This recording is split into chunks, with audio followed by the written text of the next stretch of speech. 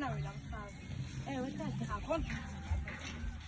Uba wena uncedisa baba yabafazi apha. Tata. Ngokwambini. Bazokuthanda nje banawo isithanda. Tata.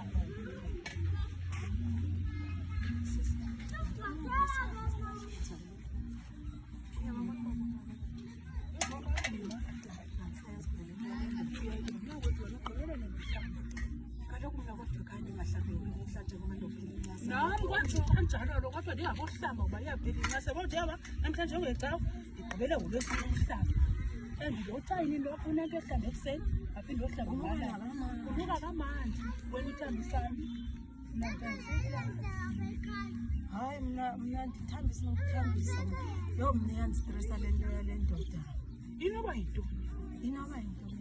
hey kodwa ndike ndivuta ade bhonge ebusuku inento ezimane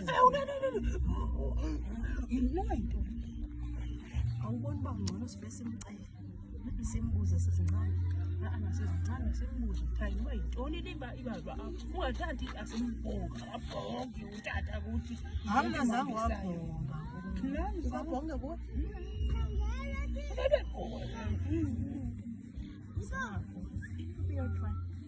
mna zange ndambona utata onwabi konwabile and akasifuni anawe yinto uba sengahlambi na andiyazi and siyapheka nje nathi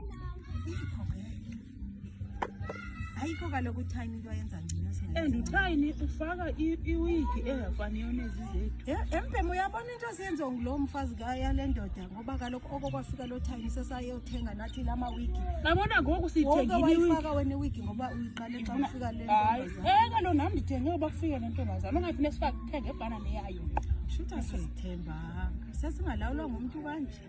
andimncinci utayini apha ukuthi andabathenjwa uqawa simcele